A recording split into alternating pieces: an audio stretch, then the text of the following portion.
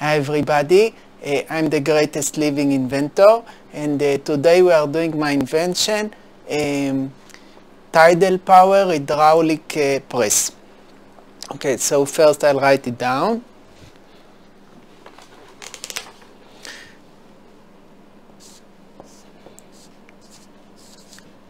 Tidal power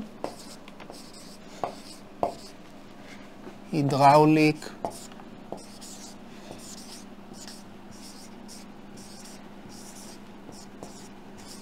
press.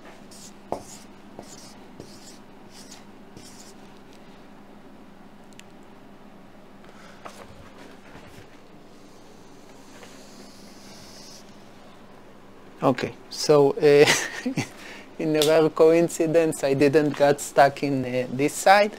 It's pretty much centered. Okay, so what does it mean? First, I'll read the description and then I'll describe the words. Producing energy from the tides, rise and fall of sea level, by using hydraulic press, submerging a very wide flat piston that will be pressed down by the seawater, connected by a pipe to a tower on the beach, where it's lifting a narrow piston or weight up to great height, and this is potential energy. Okay, so tides, you know what it means. Tides,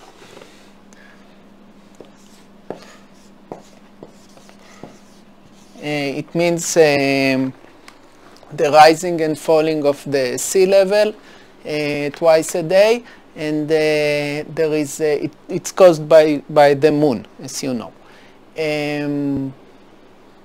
The moon is pulling on all the oceans, and some are left back, and it's like pulling on a sponge that stretches or shortens, and it changes the shape of all the oceans, and it's like eventually the water rises and falls. The water level rises or gets down. Okay, so this is tide. Power, electricity. There are ways today that people are making power, electricity power, from the tides, so it's not like something new. My invention is how to make it where it's currently not possible using this hydraulic press, which we'll talk about in a minute. But even today, where there is a large gap between the tide where it's high and when it's low tide, it's low. If there is a large gap, then people are making can make easily electricity today too, but it's not common. There are 40 places in the world that are making tidal power, and it's basically they are doing it. If this is the sea, okay, and this is the shore,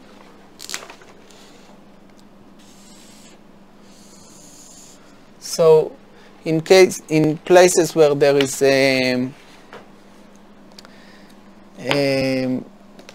high tides, when the tide is high,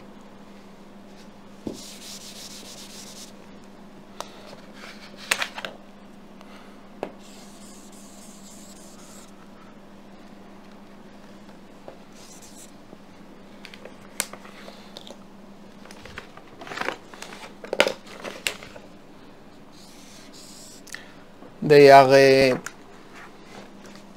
okay, this is the high tide. they are putting, they are closing a dam, like here there is a dam that stops the water, and when it's low tide, okay, when it's back like this,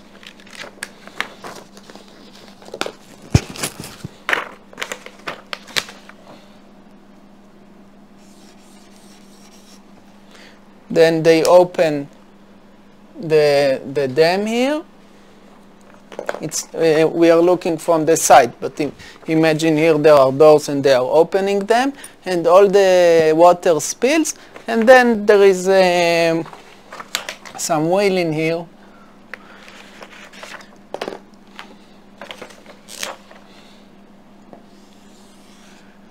Okay, that when the water spills,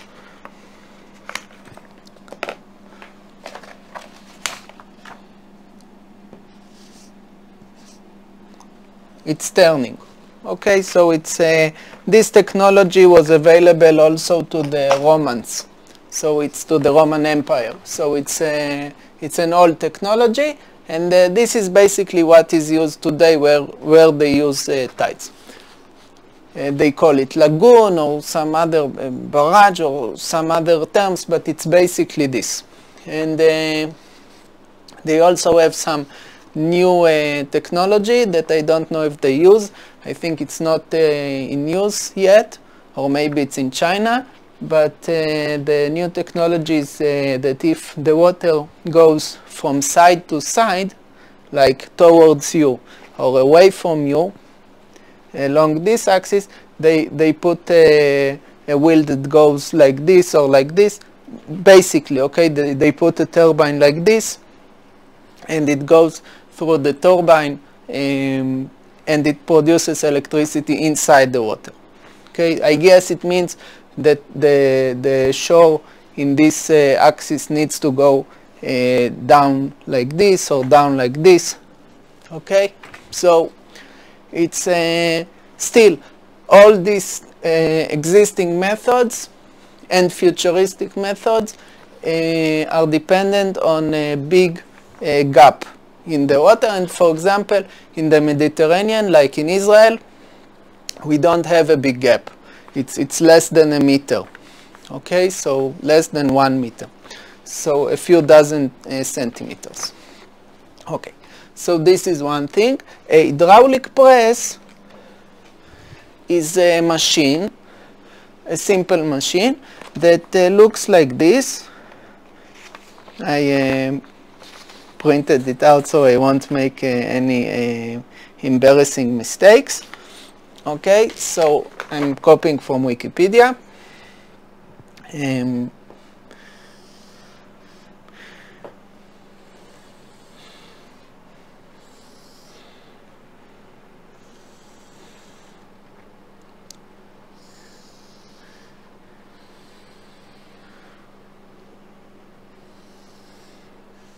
Okay, so you have, this is a tube, and this is also a tube, but very wide. Okay, this is narrow, this is wide, and between them also there is a tube. Okay, this is also a tube, and inside there is water. Okay, so all this, it's in the same level.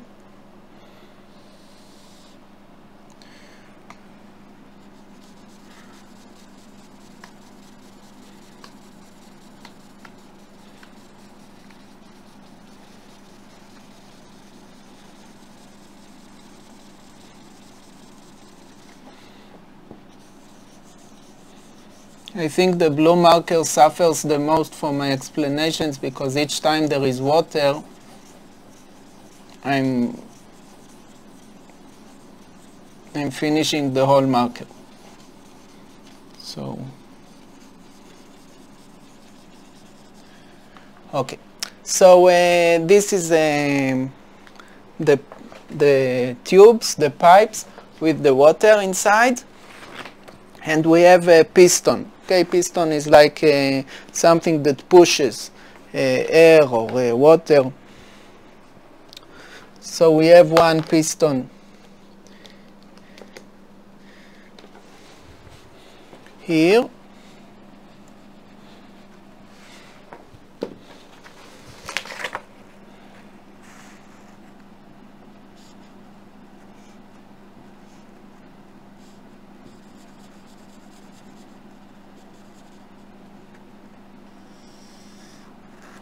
Okay, that pushes, and we have one piston here.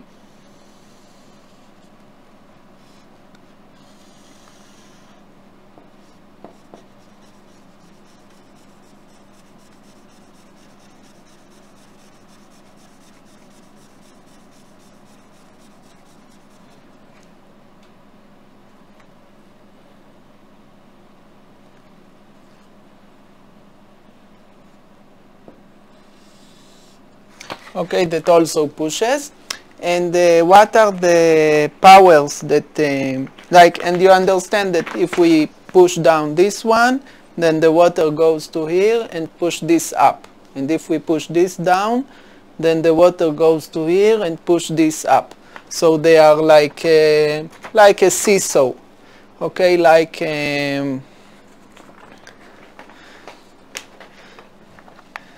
when we are kids and we have this okay, seesaw, and the kids are on this side and on this side, and they are playing. So if this goes down, this goes up. If this goes, you understand. So it's the same here. So it's like a seesaw of water. So the nice thing about this, the hydraulic press, is that if how much power we press here, okay, the amount of power that we push here, we'll call this F1.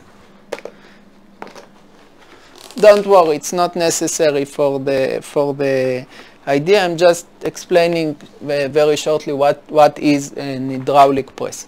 So if we call this force, the force that we push down, it requires force. How much force? We call this F1. And the other piston,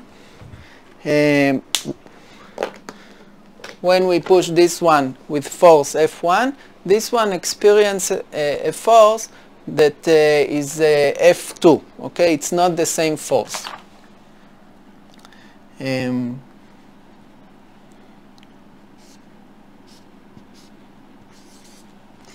Okay, so why isn't it the same force?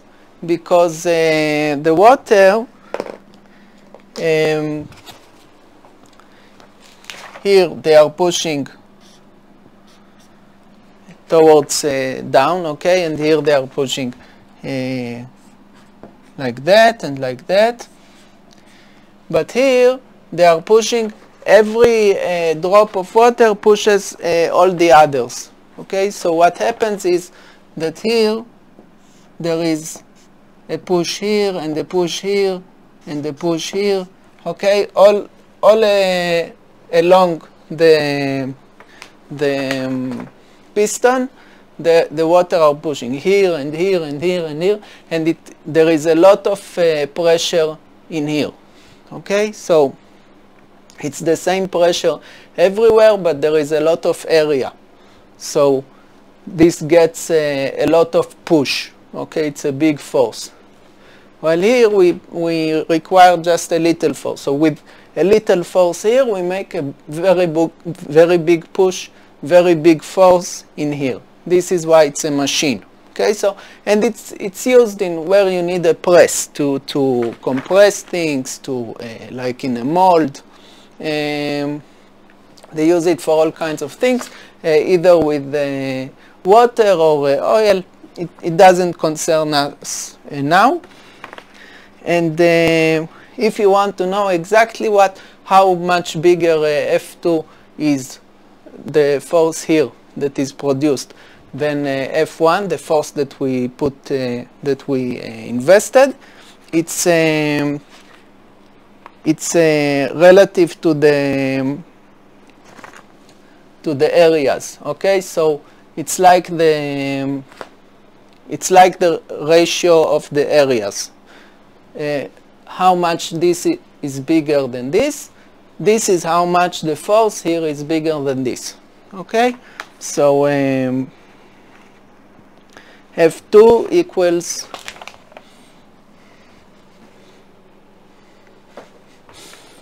this is not necessary to understand the idea, so don't worry. F2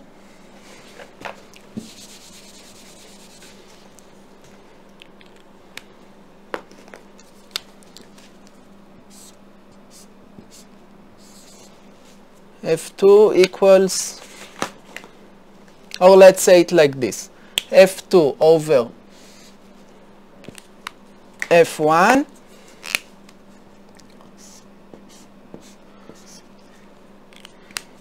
is the same as A2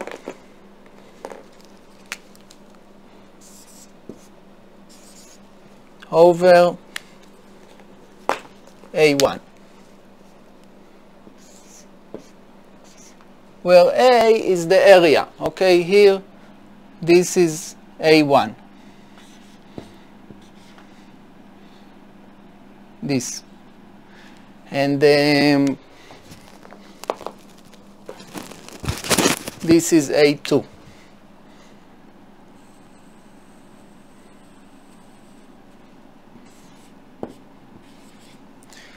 Okay, so it's the same ratio between the forces as it is between the areas. So if we have a very big area here, then we produce a very big force. But what is important for us, this is interesting, but what is important for us, that it's also there is a ratio in the same way between the distance that we are going. So we need to pay somehow for this magic that happens. There is no magic in nature, so we need to pay for this. So like in the lever, this is lever. Okay, it's a seesaw. Okay, but seesaw is actually a lever. Okay, if we learn mechanics, we call it a lever. And why? Because we can produce leverage. We can, even if there is an adult here, and this is a small child, but if we put this correctly, this is the fulcrum, the hinge, this thing. So if we put the adult closer to the fulcrum, then the small child can lift the adult. Okay, if we have the small child sitting far away,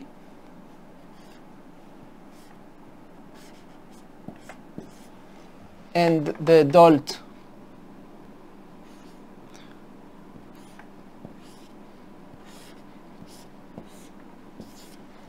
sitting close, but because this is far away, then the child can lift the adult. Why? Because we paid with the distance that the child makes. The child moves a lot, and the adult moves a little. This goes down, this goes up. But this goes down a lot, and this goes up a little. Okay, but it's a small weight and a big weight. Okay, so we have a trade-off. So it's the same thing here. Here we need to, I painted it like we push this tiny bit and this goes the same tiny bit up, but it's not like that. We have, here we push a lot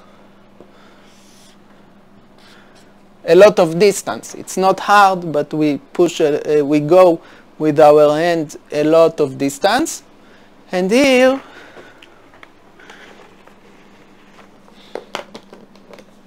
it's the same like this. And here we go up a little. Okay? So,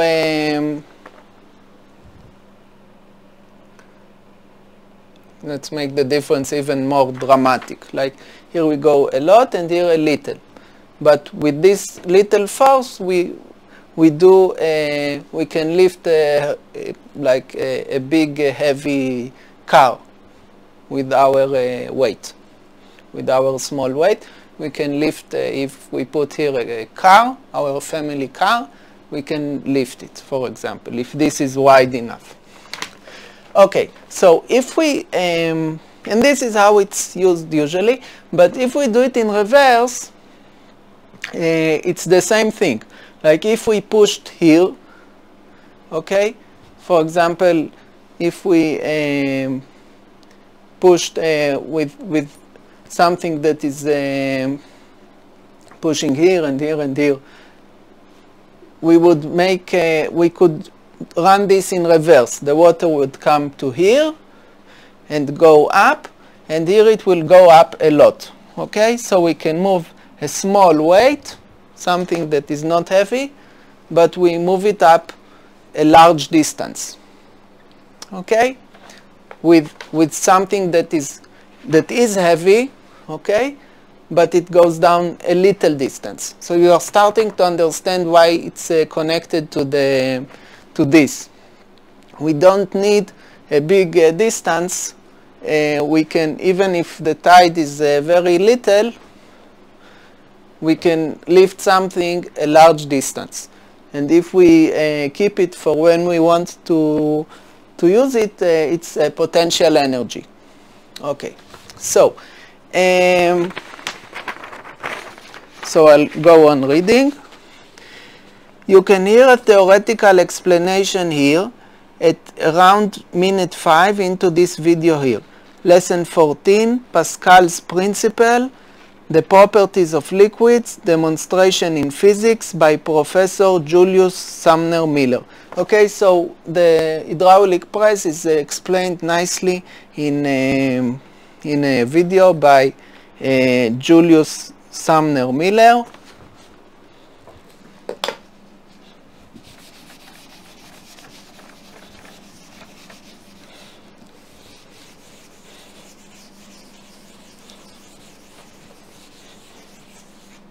Just see how I'm doing with the time. Okay, 24 minutes almost.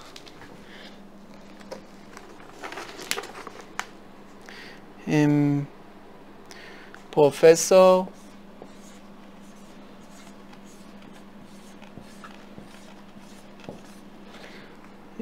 Julius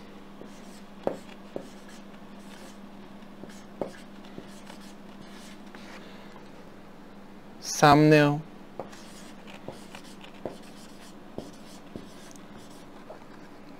Miller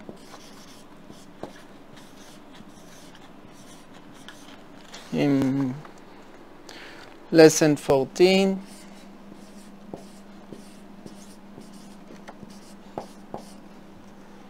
Pascal's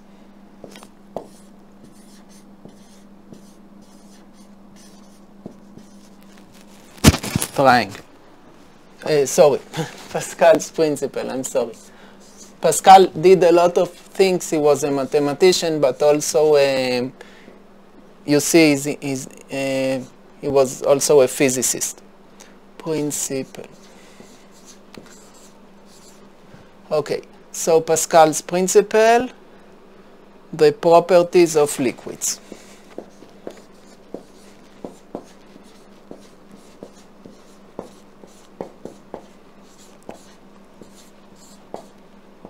Properties of liquids. So it's a very nice video. I'll put the link in the description. And see a very nice visual demonstration here. How to make a powerful hydraulic jack using syringe by easy homemade projects. Okay, so I don't want to erase this. This is why I will erase this. Okay, and write the name of the other video. So this in minute 5. But you really should see it all. It's short and it's really nice. Everything it does it's amazing, really. So minute 5.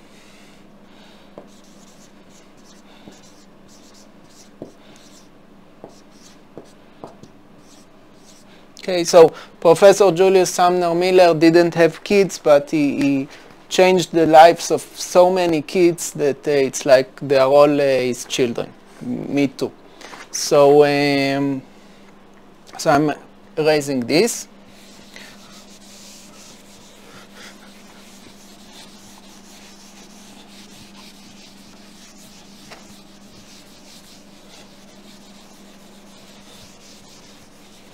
And the other video, which I'll put also a link in the description, how to make a powerful hydraulic jack using syringe.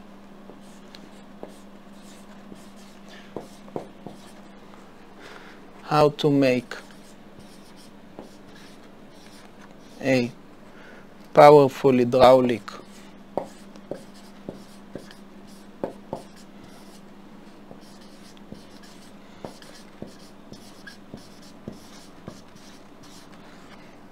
jack.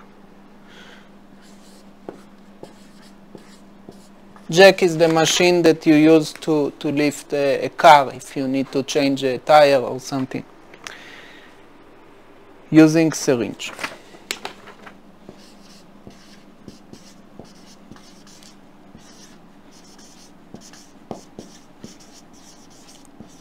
Okay, so this is also very cool. He lifts a sofa and some blocks by easy homemade projects.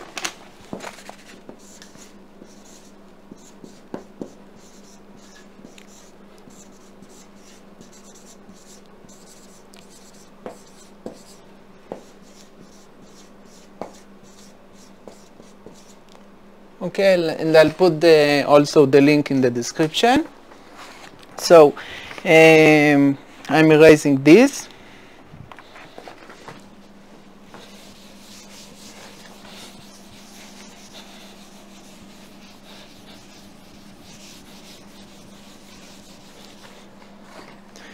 Okay, after the C stops pressing the wide piston, the weight will fall down, but we can use the weight to produce electricity for free, plus its clean energy. Okay, so I'm just finishing.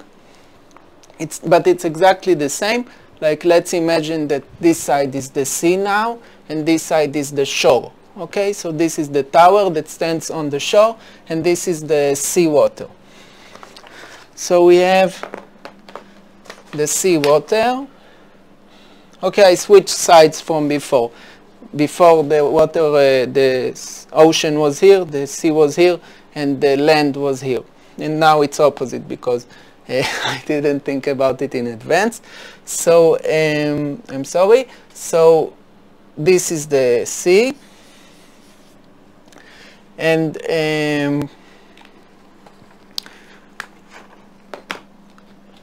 let's say the inside the water it's not deep. Okay, it's something like this. And here we build a tower.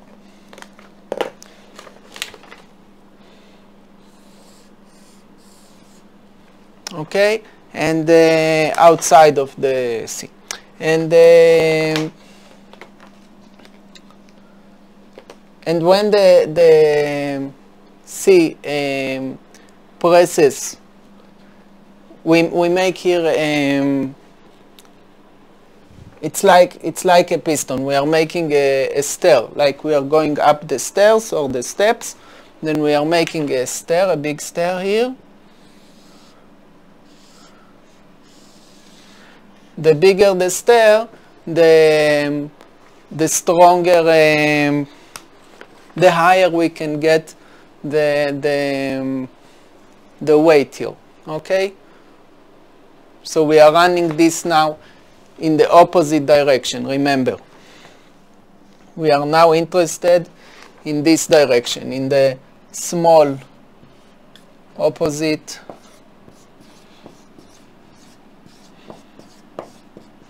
direction, where we don't earn power, but we earn, well, power is not a good idea because we do want to make electricity, but we don't earn force, we do earn distance. Okay, so we are doing this in the opposite direction. Here it will be a small distance, and here it will be a large distance.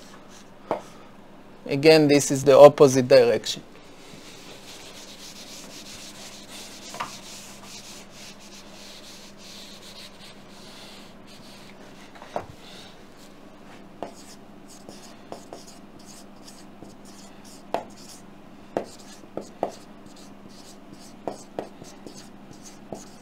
And here we are doing also the opposite direction, this, and here it's this.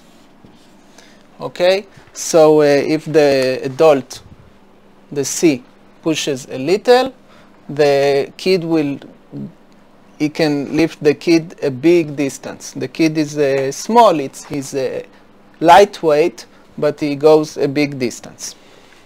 So here the C is pushing a small distance. This is connected to a tube, exactly like here. But remember, we have another dimension towards you and away from you. Okay, so we have a lot of surface. We have all this water here.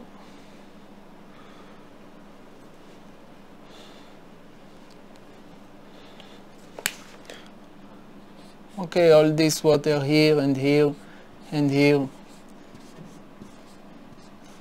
All these units of water will be pushed to here.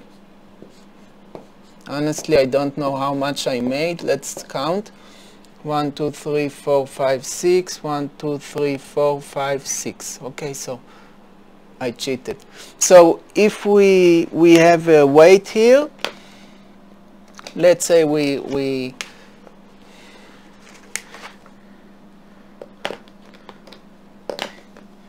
will make a heavy ball of steel or something, or a rock, then we can keep it here.